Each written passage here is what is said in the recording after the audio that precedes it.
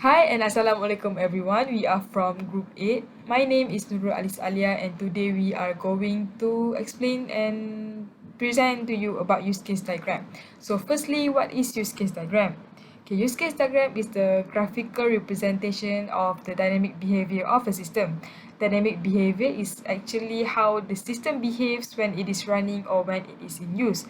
So the use case diagram shows how different elements of the system interact with each other and how the system interact with the user.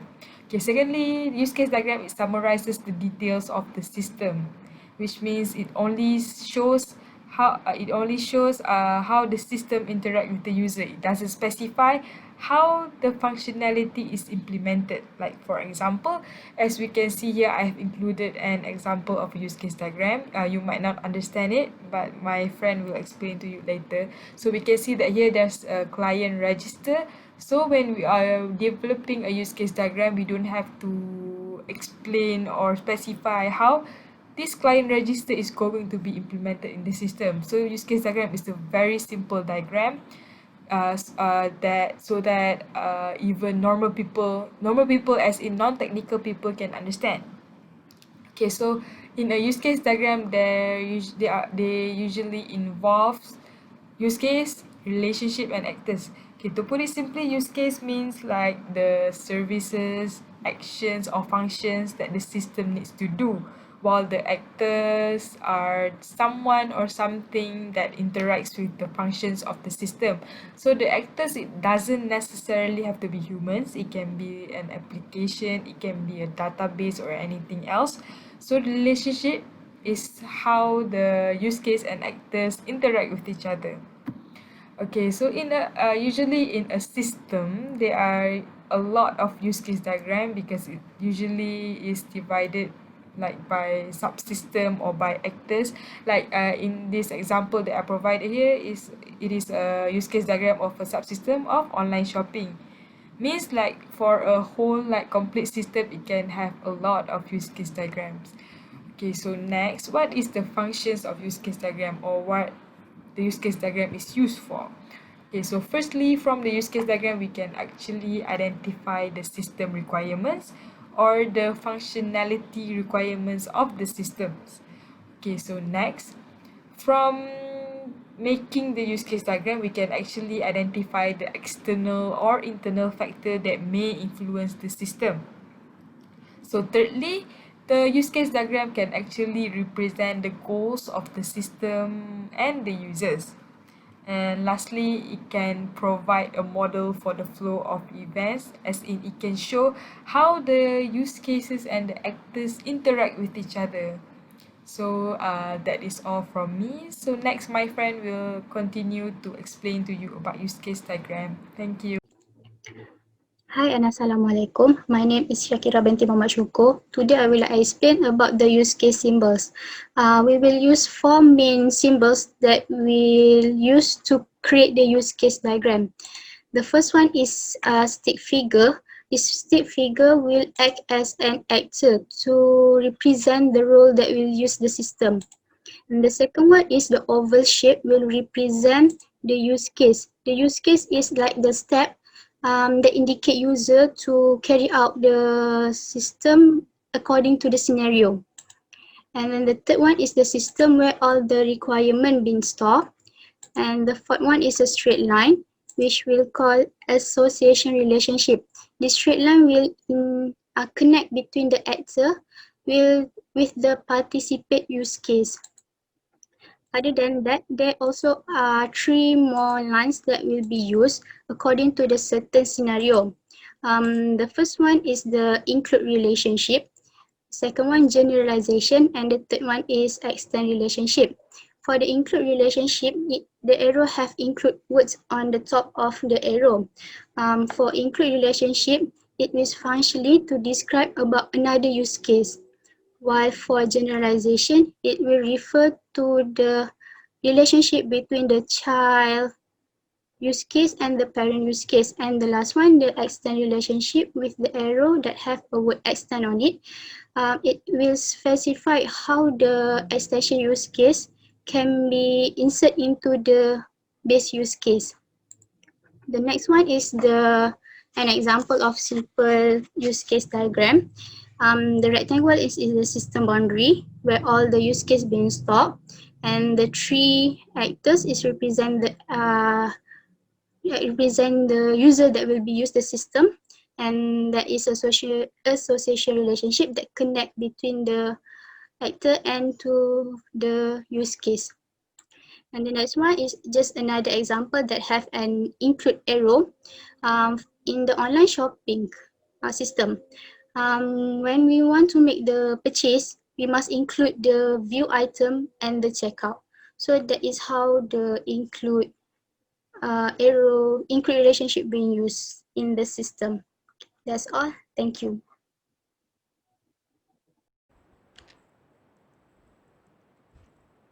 Okay, Assalamualaikum warahmatullahi wabarakatuh.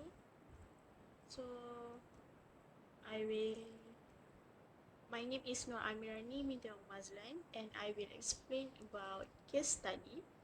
So, we decided to use case study for airport check-in system, and the system is used to allow passengers check in and retrieve their boarding pass at the airport. The main actor for the system is passengers, of course, which consists of adult, child, senior citizen, and okay citizen, which is citizen with disabilities. Then the use case for the system is individual check-in, group check-in, security screening. The three is the compulsory one. Then baggage check-in and handling is optional because as we may know, as we know, some passengers may not have baggage, so they don't have to go through these steps. Okay, the next one is the example scenario for the case study. Okay, this is the example for the successful check-in.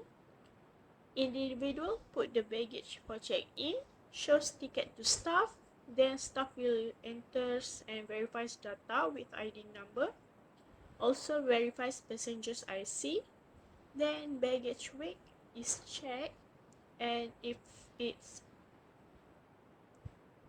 correct, then stickers are printed and attached to the baggage. Then boarding pass will be given to passengers. Okay, this is the successful scenario. Then the next scenario, we have baggage weight exceed limit. Okay, the steps are individual put the baggage for check-in, shows ticket to staff, staff enters verifies data and ID number, staff verifies passengers IC, then baggage weight is checked. This is when the problem arises, which is weight exceed the limit. Then the passengers whether have to pay for heavier baggage limit or they need to reduce the current weight of their baggage. Then baggage weight is checked again. The stickers will be printed and attached to baggage. Once successful, then boarding pass will be given to passengers. Okay, this is the example for the case study that we use. Hi everyone, I'm Irdeena and today I'm going to demonstrate how to draw a use case diagram based on the case study. So based on the case study that Armirani has described, we are going to develop a software that is used to allow passengers check in and retrieve their boarding pass at an airport.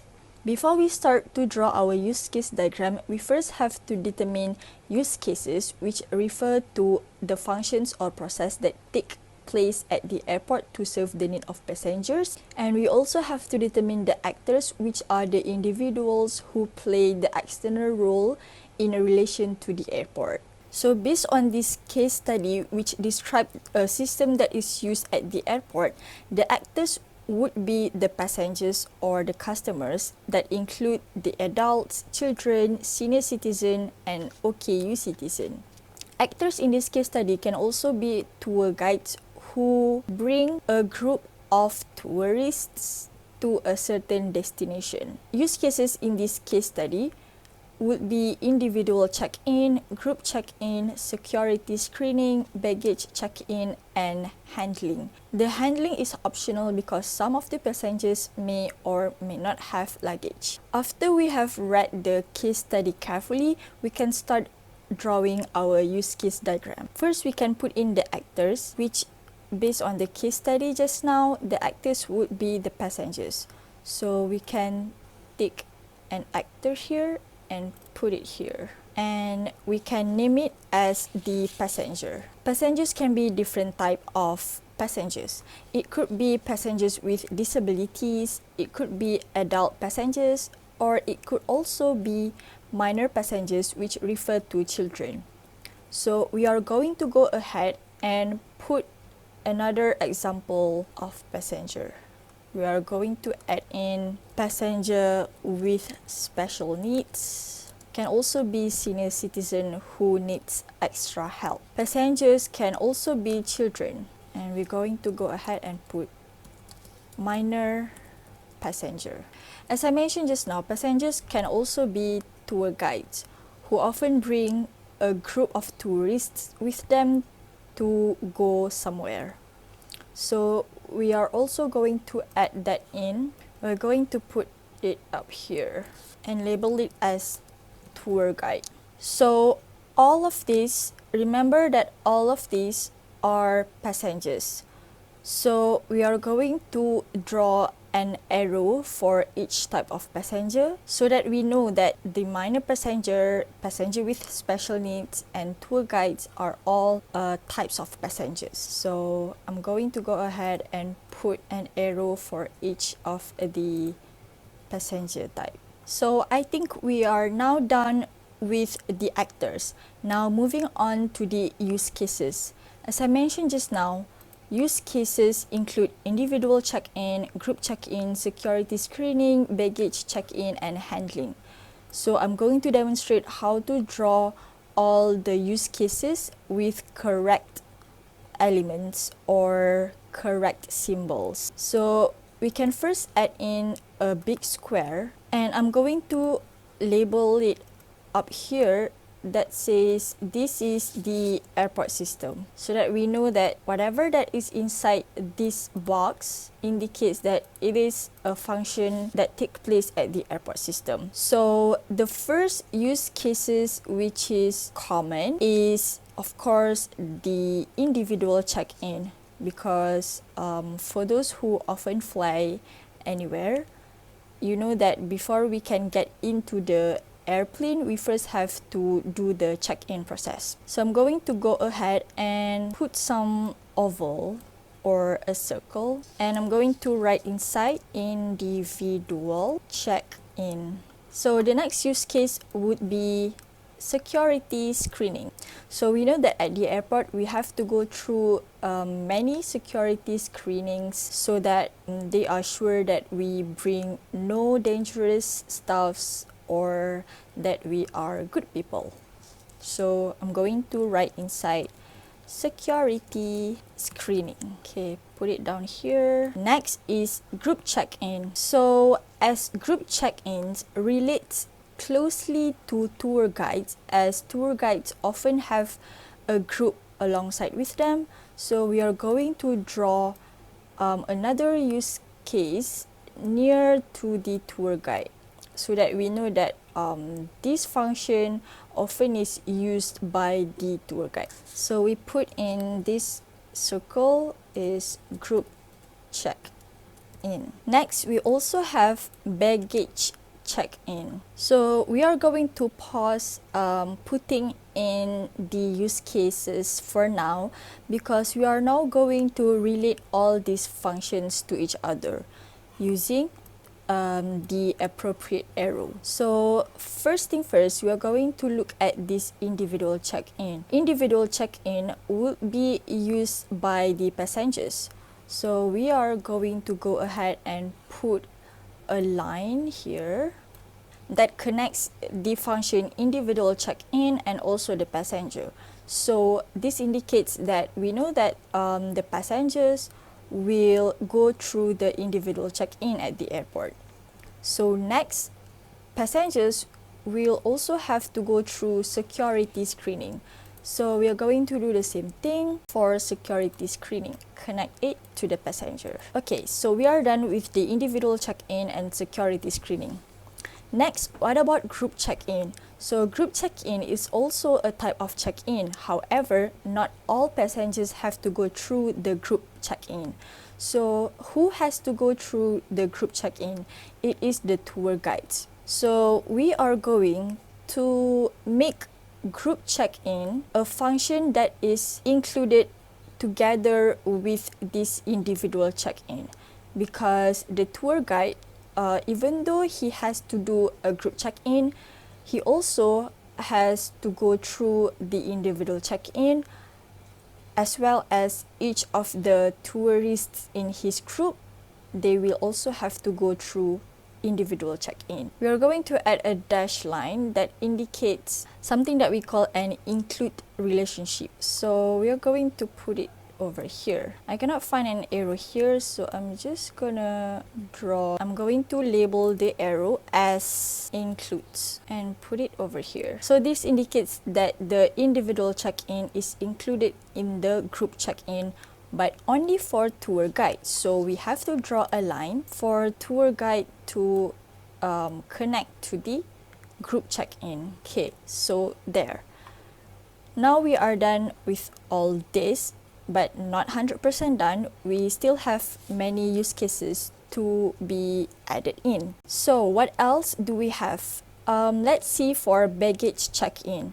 So as I mentioned just now, not all passengers have luggage or baggage to be checked in. So for any functions that is optional, which means that anyone can skip the function, we are going to call the function as a function that has an extend relationship. So we are going to draw a dotted arrow again that relates between the individual check-in and also the baggage check-in. So in this case, we are going to label it as extend relationship, which means that the individual check-in can extend to baggage check-in only for those who have baggage or luggage to be checked in. So next, we also have counter check-in as the use case.